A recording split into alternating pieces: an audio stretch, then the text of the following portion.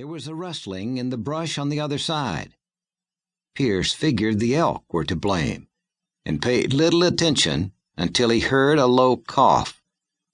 Stiffening, Pierce glanced up. Deep in the trees, figures moved. He counted 2, possibly 3 Indians, and dropped flat on his stomach. Rather than lift the coffee pot and have the splash inside be heard, he let go and scooted backwards until he was well hidden. Parting thin branches, he saw 5 warriors strung out in single file, moving parallel to the waterway. As yet, there wasn't enough light in the forest to distinguish details, so he had no idea whether they were hostiles or not. Pierce flattered himself that he knew all there was to know about heathen redskins. In his opinion, they were all just so much worthless trash to be disposed of or avoided as the occasion demanded. He looked down his nose on the whole lot of them. Unlike many of his fellow trappers, he shunned even the friendly tribes and had never taken an Indian woman for a wife. Some trappers thought he was peculiar in that regard. They simply didn't understand that the only love in his life always had been and always would be money. The warriors continued on to the southeast. Pierce stayed where he was until they were long gone. Then he hurriedly crept to his lean-to and began gathering his belongings. Where there were 5 Indians, there were often 20 more, and he had no inclination to stay around and risk facing a large war party. The possibles bag went over Pierce's arm and across his chest, as did his powder horn and ammo pouch. He squatted and pulled the unlit ends of burning brands from the fire, then poked the burning ends on the ground until the flames went out. Thin tendrils of smoke wafted sluggishly skyward, dispersing before they rose higher than the tree under which he had wisely situated his camp. As a matter of course, Pierce always kept his bundled plues near his pack animals. He loaded them swiftly, saddled his mount, and claimed his poke.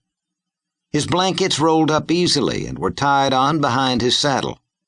Ever watchful, he gathered the rest of his things, making as little noise as he could. Pierce was all set to climb on when he remembered to take his special precaution.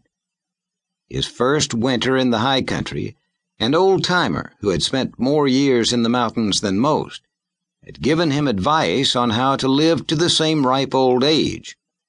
At the time, Pierce had thought the suggestion ridiculous. But later, after a skirmish with the Bloods, in which his trapping partner at the time had been shot in the gut and died a horrible lingering death, Pierce had decided to heed the old man's words and do what was necessary to render himself damned near invincible, as the mountain man had put it. As yet, Pierce had not had to test his precaution, nor, if the truth be told, did he want to. He was a trapper, not a fighter. A man devoted to wealth, not to warfare. He would rather avoid war parties than clash with them. And so far, he had been remarkably successful in doing just that, until today. Pierce took the lead rope to his pack animals in hand and slowly headed northward. He stayed away from open spaces and stopped frequently to listen, troubled by the fact the birds and animals had fallen silent. From the small valley where he had camped, Pierce made his way steadily higher until he came to the crest of a ridge. From here he enjoyed a bird's-eye view of the surrounding countryside. The sun had risen, bathing the stark peaks and pine forests in brilliant sunshine. He could see black-tailed deer on a mountain slope across the way. He saw a lone bald eagle soaring on outstretched wings, and he spotted the 5 warriors far down the stream. Pierce relaxed a little. The Indians clearly had no notion he was anywhere in the vicinity. He decided to wait until they were out of sight, then return and retrieve his traps.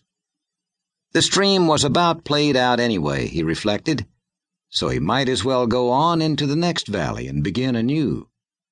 Another valley, another 50